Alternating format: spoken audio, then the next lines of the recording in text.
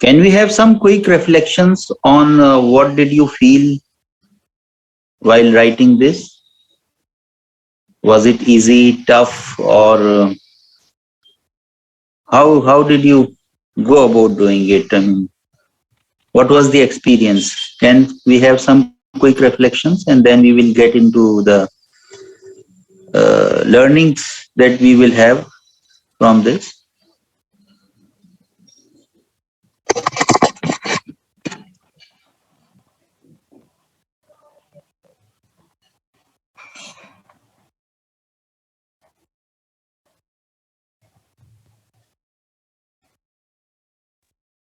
It was a good experience as we were trying to write about our qualities. At that time, it was a hard thing to think about that what are our qualities. That was the main thing which took a lot of time, and it was a good reflection on ourselves. Okay. Any So, other? sir, I also believe that how the perception changes with time, like in the since the childhood, what we were thinking, and how we have changed our thinking when we are grown up. So things are changing, and the questions like who I am is sounds to be like simple, but it's actually complex in nature. Actually, it reminds me of my childhood days and many things. So it was a good experience. Thank you, Tausif. Any other one or two So more? I felt like I had to open up to myself. Like maybe sometimes we do that. We make a big of excuses and everything for what went wrong in our life and anything like that. But when I sat down and start writing, so I realized that I was addressing the real what really went down and stuff like that. Mhm. So what I get is that many of you got a chance to be in touch with yourself and take a long short view of your life as you have lived up till now. And then many memories, including memories of the school, they must have come alive. And then, yes, an important part of it is not only look back, but look ahead. So we have asked you to, how do you see your life evolving in years to come? So that too was an important part. So I'll have something to say on that account also, because there was a component called aim in life, what you want to do in life. So I think in order to share with you my feedback on some of the write-ups which I have read, next 4 sessions we will continue doing this. So I have picked up a few ideas which I will build on for today's class, and I will share my feedback on 2 accounts. What kind of person you emerge out from the write-ups that you have written, and I will comment specifically on your communication skills also. So that is going to be my second focus. So first, how do you come out as a person, especially in terms of the attitude that you display in your write-ups? So that is an important component, but something which is directly relevant to this course which we are studying together, that is communication course. I will comment on your communication style also. And I will build my ideas on this account, especially communication skills, in terms of various C's of effective communication that we have been studying. So I will request Dr. Faraz to kindly share the screen and some of the points which I have noted.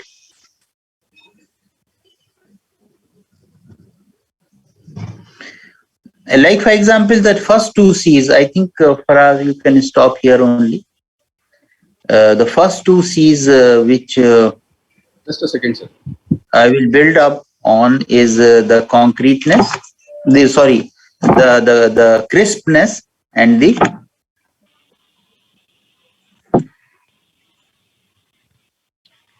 being complete or being comprehensive. So this is a check which you can do yourself because it's very easy to assess whether you have been good on this account.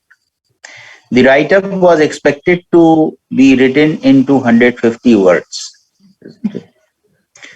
And I saw varying lengths of write-up in my, cursory glance that I had on all the write-ups. So many of you overshot the time, overshot the word limit. Some of you were too brief. I mean, this also is a fact.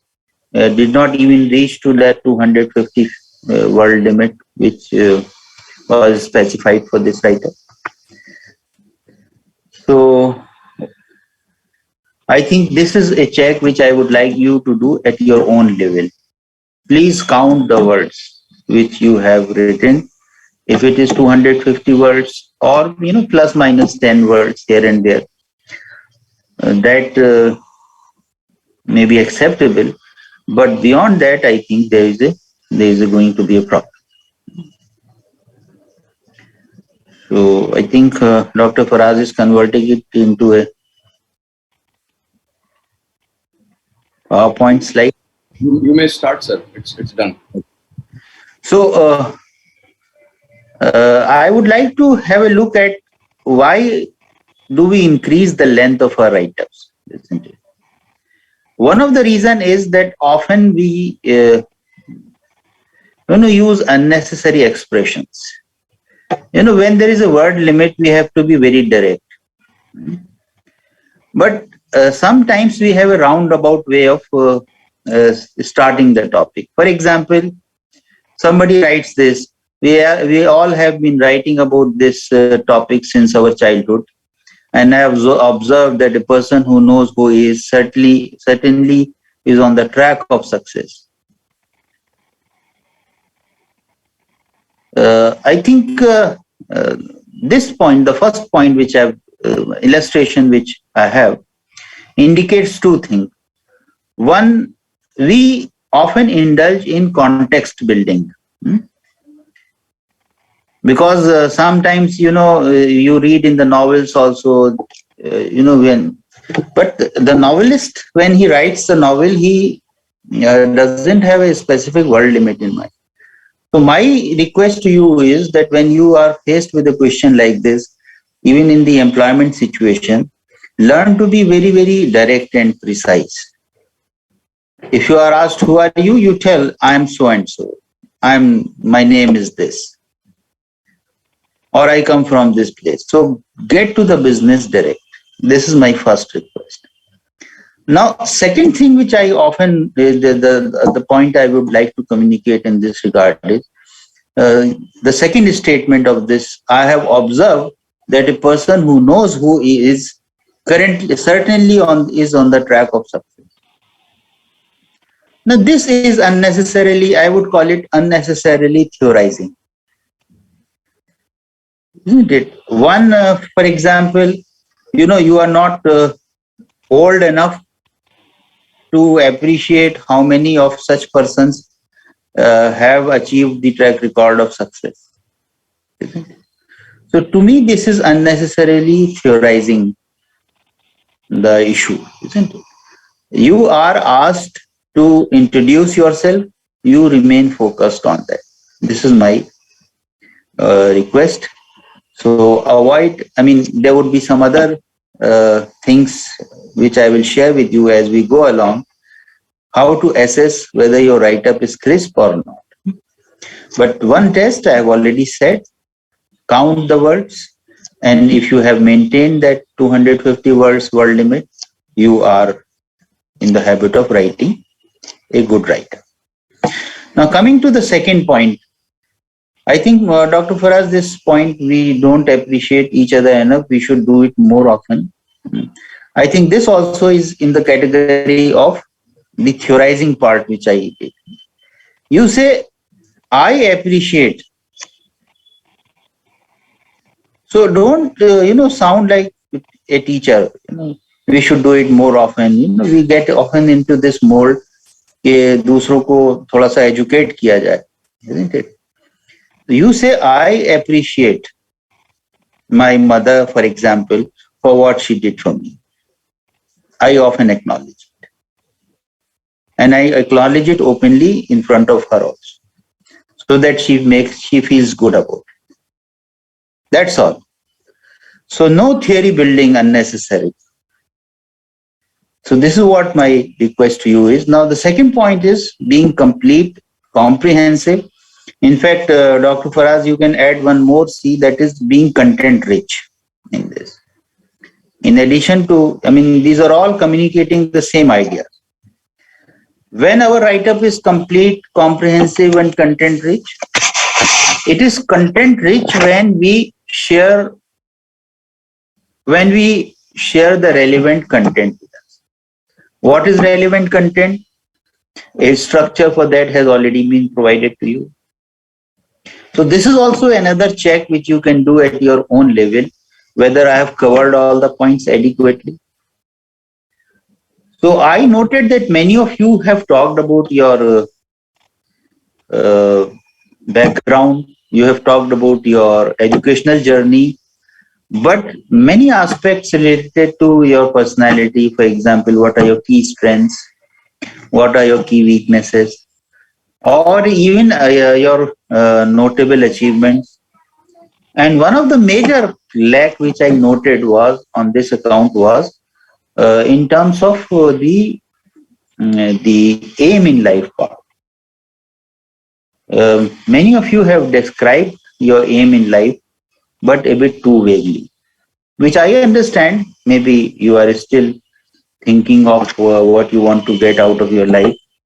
But I feel that please check whether you have covered all the points. When a write-up would be complete, it would be complete when it covers all the points. So, in fact, I noted in some of yours, some of the write-ups, that the issue of aim in life was very cursorily dealt with. So, complete and comprehensive are almost the same, but maybe comprehensive would mean that you are covering each part of the content sufficiently.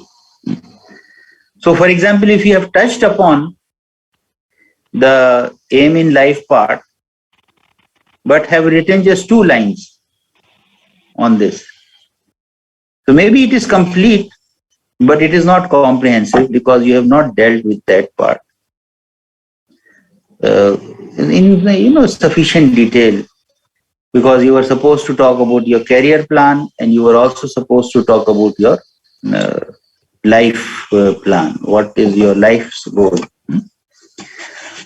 So this is what I would say, these 2 C's I've introduced. Now let us move on to the third C, which is being correct. Now our communication should be correct. In fact, correctness is an issue which I experienced quite a lot in many of. For example, see this spelling grateful. Is it correct? No, sir.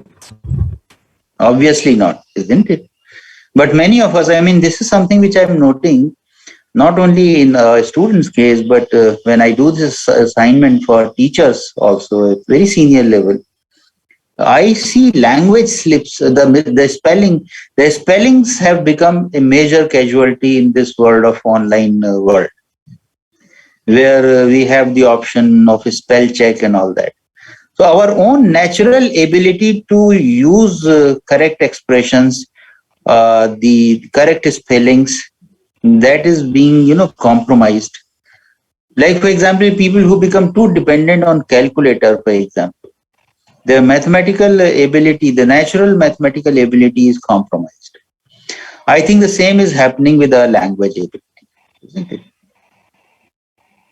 So please be conscious of it. Use correct spellings. Now, it's not just a question of being correct.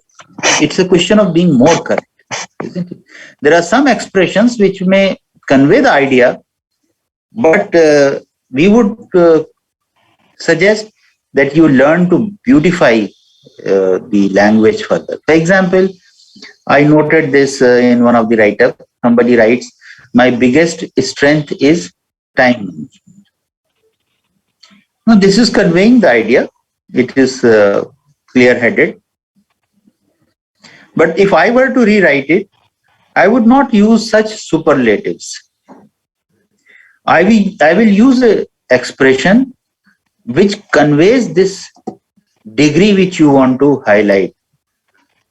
I would, for example, might say, my core strength is time management, or my key strength is time management. So I will avoid expressions like the biggest strength. See this expression, the next one. In my family, there is 7 members. Again, is it correct? No, sir. No. In my family, there are 7 members. In fact, the same thing could be written in many different. For example, ours is a family of 7 members.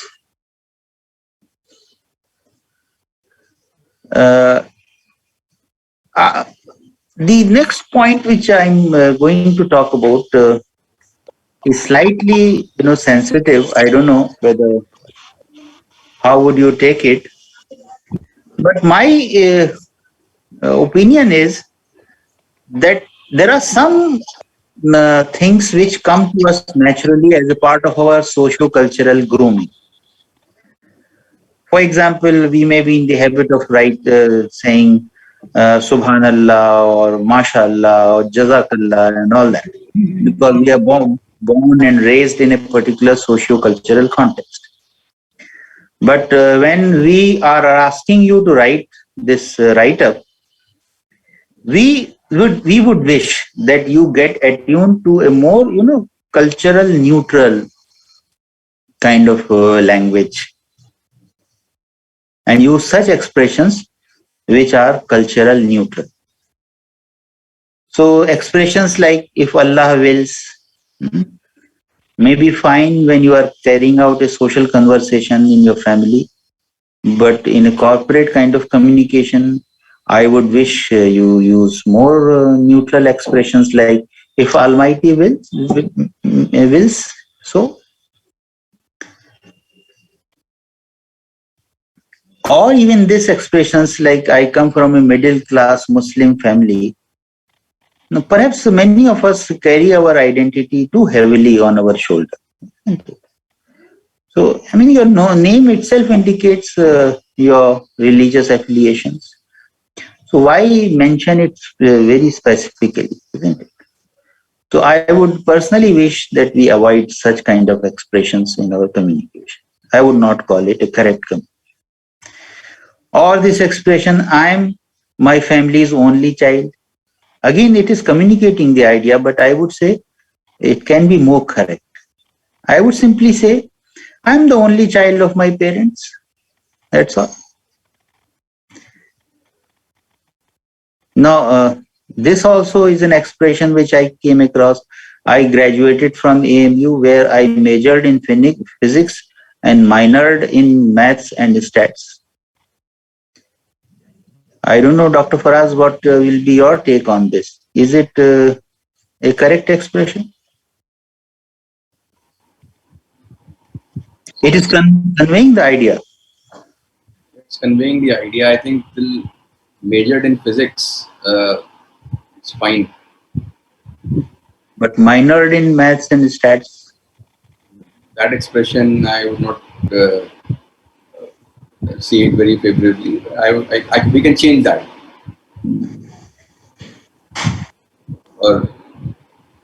And also studied maths and statistics. Like, we don't minor in anything. We major in something. But these were our subsidiary subjects or some other subject. I think subsidiary is the right word. So this also perhaps I personally did not. It did not go down well with me. So let us move on to the next C, concrete. Now this is what is a concrete communication? A concrete communication is one where we convey the idea specifically. I often use this example. Earlier we used to have this warning on the cigarette packs that cigarette smoking is injurious to health.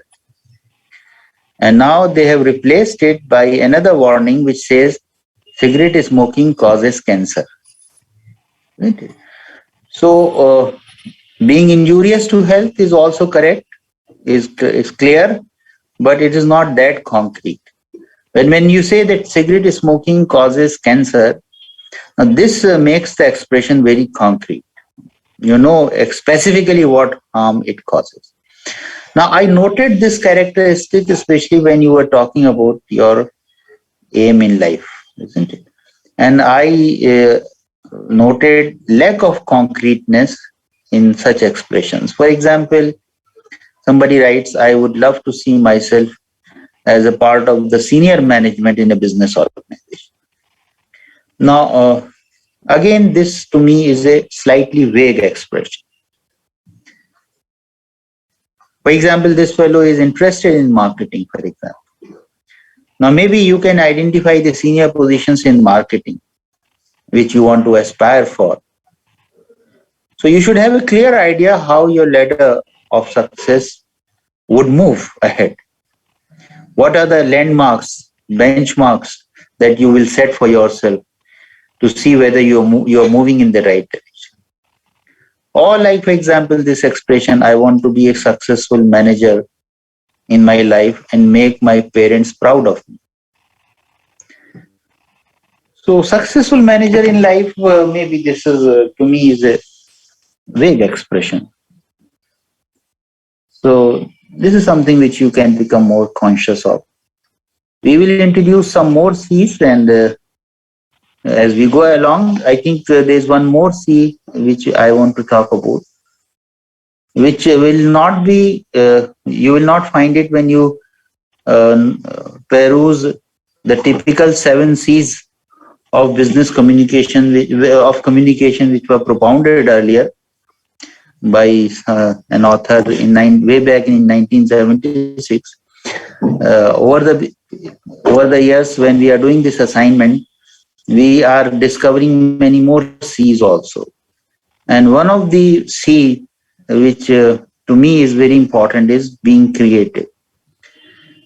So yes, we all have to describe ourselves, but can we do it slightly differently so that it makes us different?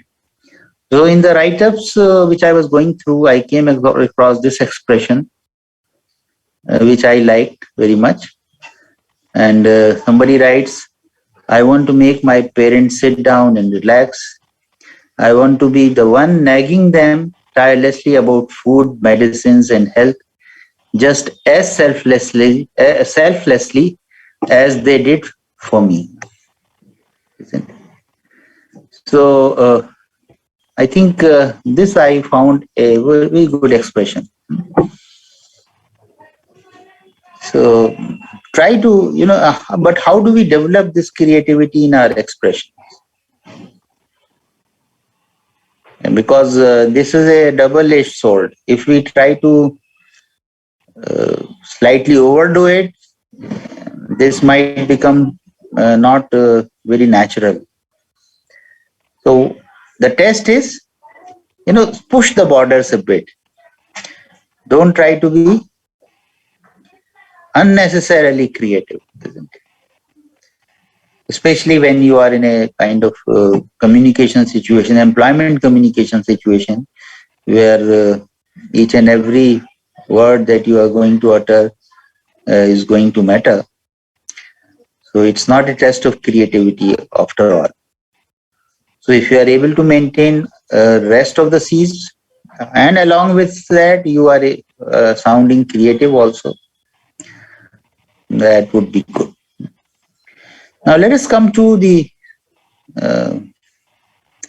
this aspect. PMA. PMA stands for positive mental attitude. So this expression which I just now shared with you, I want to make my parents sit down and relax. I think it conveys a very positive attitude also. And we call it the attitude of gratitude. When we feel obliged to those who have helped us in some way when we were learning to walk on the roads. So, for example, to make my parents sit down and relax, this gives a feeling that yes, you realize the contribution that your parents are making to your life, and you feel beholden to them for this help that they are rendering to you, a selfless help that they are rendering to you. So one of my elder is very particular about it, and he says that one who thanks the human beings is sure to thank, he will be thankful to the Almighty also. Isn't it? So this attitude of gratitude, personally, I feel is a very positive attitude that to carry as regards the orientation, the attitudinal orientation that we demonstrate. Let us move on to the next attitude, positive attitude. This is the grit and the determination. Do we demonstrate this? And is it a very credible thing that we are showing? For example, somebody was saying about the context in which he grew up, and he says that maybe the family was not that blessed financially, they had a reputation in the society. So this person decided to take up tuitions, and the person writes that I used to each day walk 100 minutes so that he can attend to those tuitions, and he earned rupees 1800 per month as a result of that, which must have been a good enough amount for him for managing his own things rather than being dependent on the parents for meeting the financial needs. So do we demonstrate this grit and determination in our write-ups and in our personality? This is something which is a point which you can reflect on. Next attitude is the sense of destiny. And Dr. Faraz, can we have that? Yes, sense of destiny. So now this is a very, again, a very sensitive issue to talk about. What kind of faith system we have and how do we look at the destiny. So somebody writes in one of the write-up which I was reading, predicting the future is difficult. You don't have to worry about it too much, and you must do your part because whatever is going to happen will happen anyway. So the person believes that yes, he will do, he or she, I don't know, will have to do his or her part and then leave things to the destiny. There are a few other illustrations also, Dr. Faraz, if we can have them also, just to then have a thorough discussion on this.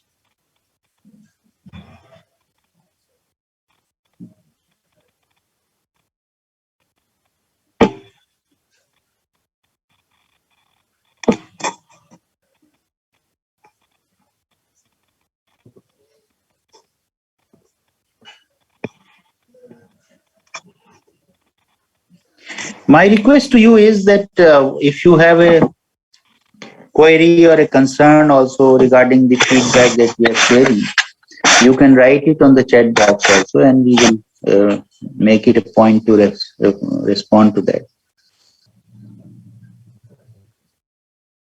In fact, many of you have hinted at this point of destiny.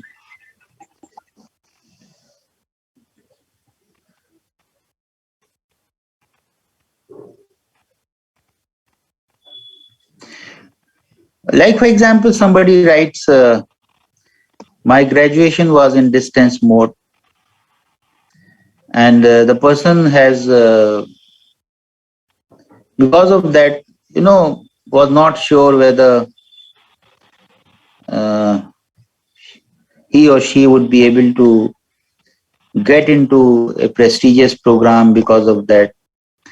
But she did try hard, and or he tried hard and got into MBA. So this also is something related to this sense of destiny that we have. If we are blessed with a golden spoon in our mouth, we are blessed by the resources that our family has, or some of us may not be having that kind of those blessings, all the blessings, especially, for example, the financial security or whatever is the hardships that we have gone through. So in fact, one of my elder, who was the vice chancellor of the university when I joined this university, he made this statement when I went to seek his blessings, that it is not important from where you begin, what matters is where you end up.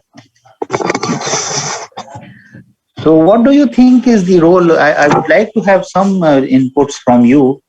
What is your take on this issue? What is the role of resources or various blessings in life in our ultimate success?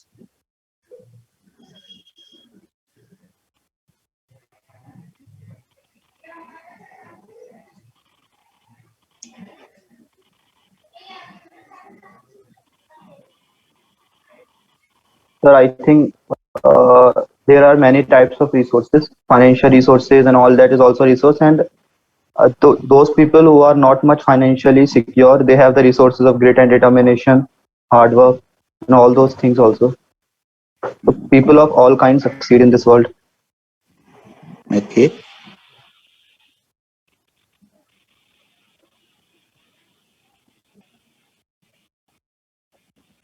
So I think financial resource help a lot, but if a person has the determination, then only they can help a person.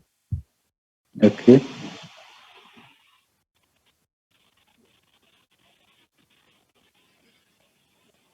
Sir, I think the most important resources in today's world is the social circle, which is around there. But I guess that it can only change a person's level from below average to average. It can't help you become a successful or a more pioneer name in their respective field.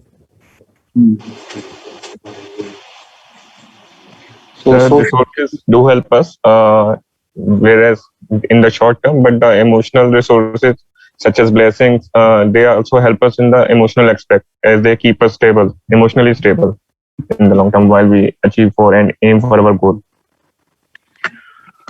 So the resources could be external or they could be internal. Like you talked about the grit and determination, that's an internal resource. The social context in which we are born, and as a result of it, the social relationships we are blessed with, maybe that's an external resource, or even the financial resources of our family.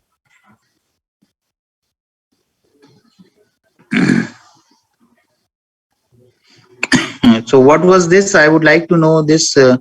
Somebody is writing the CT experience, and somebody shared this. Yes, sir. There was a person, and he was very poor, and he did not have much. And then later he started his own company, and he said that he focused on increasing the zeros. And at first, I thought he's talking about the capital of the company, but then he said that I'm increasing the zeros. First, I had 1,800 people, and then I increased it to 18,000 people. So, and through this, automatically the capital and the profits of the company will also increase as the workforce increases. So, what do you think is the right kind of attitude to carry as far as this sense of destiny is concerned?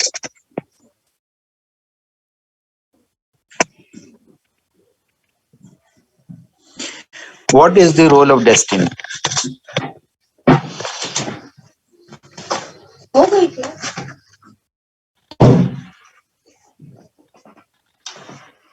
Sir, in my opinion, there is a very great role of destiny in all the things that we do in our life. As we move back to the earlier video that we saw about the Stanford University of Steve Jobs, he was not sure why he was learning the calligraphy, why he was taking the calligraphy classes. But later on, when he again joined the Apple, then he used those expressions that he learned in those classes in the Macintosh. So not just about him. If I analyze my own life, then I have thought that whatever we are moving forward in some direction, in some way or something, it is helping us that what we have already done. So destiny do matters, I think so. Destiny matters, yes, if we can use the other expression also. When we live our life responsibly, isn't it? Which means doing the right kind of hard work, which means, doing something which is productive in some way. Maybe not immediately productive. At some stage, the dots do get connected, isn't it? That was the message of Steve Jobs also. I'm very happy that you recalled that video, which communicates this idea of a sense of destiny very powerfully. That you have to have that faith that ultimately the dots would connect, isn't it? So, in fact, to me, the external resources sometimes acts as a hindrance. We call it, in fact, there's a thinker, Professor Dr. Mehboob Haq, who coined this idea of Human Development Index while he was working for UNDP.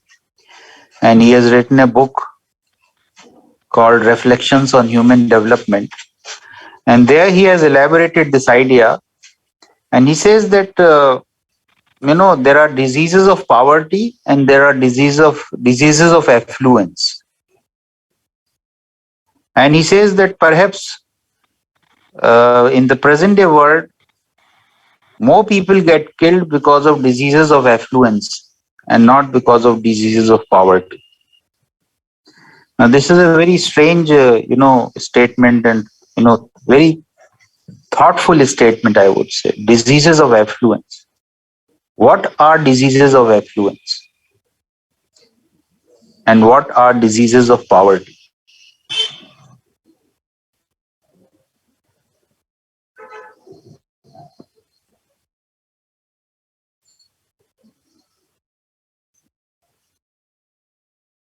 In fact, he writes in that book, diseases of poverty kill, but diseases of affluence kill even more.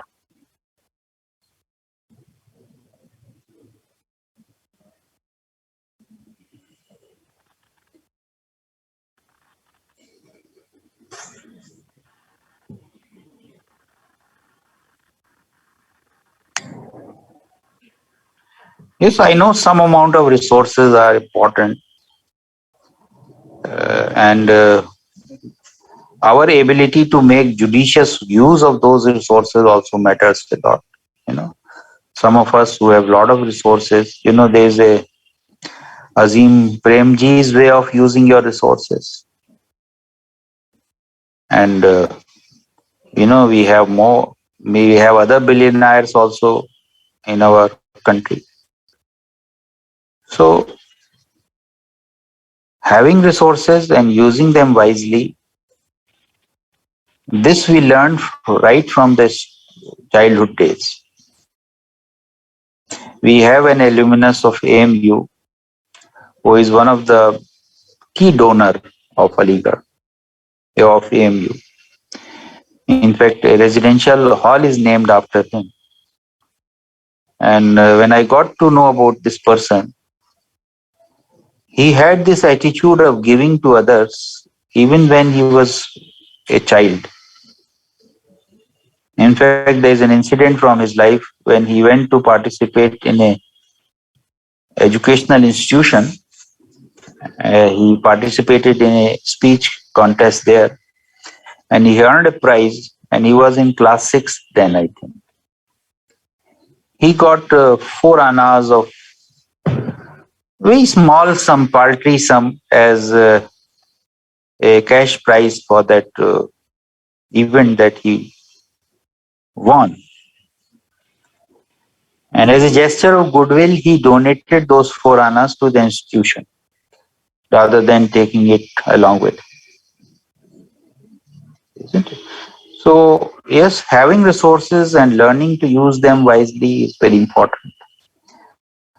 And sometimes, resources cripple the person also. It doesn't help the person develop the internal strength. You have this famous example which people cite, that there was a caterpillar and it was trying to convert into butterfly. So a boy was observing this from a distance, and in order to help that caterpillar, because it has come out half and half of it was still in the shell, the boy thought that if I help him, maybe his struggle would get reduced. And he took a blade and helped the caterpillar. He cut that slit so that he can come out of it easily. The caterpillar did come out, but for the rest of the life, he could not fly, because it could not develop that strength in the wings which were needed. And that is possible only when you struggle through that shell and come out of it only through your own efforts. So yes, destiny is important, but as the beautiful expressions I read somewhere, the harder you work, the luckier you get. And the luckier you get, the harder you work, and you get into that virtuous cycle where we get into this habit of working hard for our aspirations, for goals. And then as a result of it, we have our achievements, some of them unexpected achievements. And later on, those achievements propel us further to work hard. So if we have this kind of orientation, this sense of destiny, where we give an impression that, yes, I have faced my struggles in life. It could be not getting the formal education, maybe forced to study, whatever the circumstances, the person was forced to study through distance mode, but nevertheless made it to an MBA program in a prestigious university. So there are some other aspects also, I will talk about it. The time is coming to an end. So one or two quick reflections from you, and then we will revisit this issue tomorrow.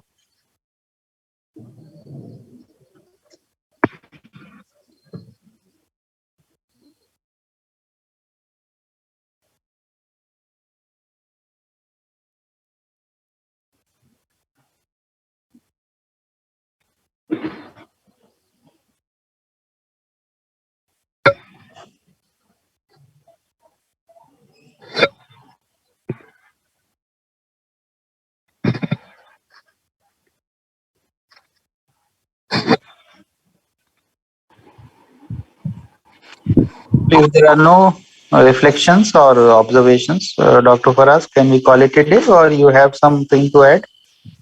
No, I think overall it's a very powerful exercise to reflect upon ourselves.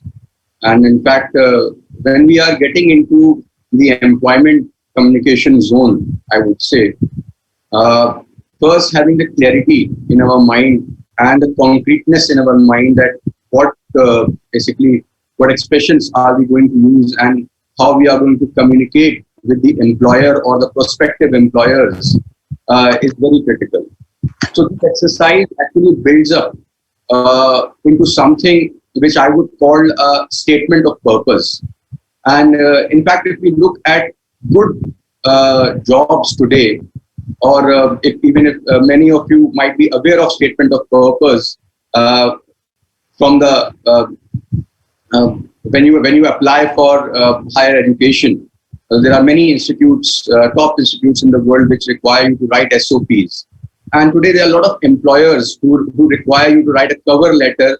Basically, what they are asking you to write is an SOP of a different sort. So specific to the employment. So if you are not clear, if you're not concrete about how you want to project yourself and your true self, and and you are not clear that whether you are basically gelling with that job description or whether you really feel the fit there, I think there will always be a gap. And this kind of communication, this simple one pager, I would say, or a cover letter, can differentiate you if you do this exercise, if you do this reflection in a positive manner, and take the feedback in a positive manner, that okay, how I can be so concrete that if a person, I am not there to explain myself, if my single page is there in front of the person, can that person make some judgment about me, or that's exactly what they will be doing, that's exactly what others will be doing when they look at any of your write-up, that they will be making some assumptions about you, okay, and you want that to be correct, so that to be accurate. So how you can do that? So this exercise is all about that. And I think today's whatever the feedback has been given to you, I think it's very, very in a sense very enriching, and I think all of us should take note of this and maybe build upon that, and maybe rewrite it if after the full feedback sessions are over, maybe rewrite this who am I, and also use the more concrete expressions and make our write-ups more complete, I would say. Okay. Thank you. Then we meet again same time. All right. Thank you. Best of luck, and we'll see you tomorrow at the 9:40. Thank you. Thank you. Thank you, sir. Thank you, sir. Thank you, sir.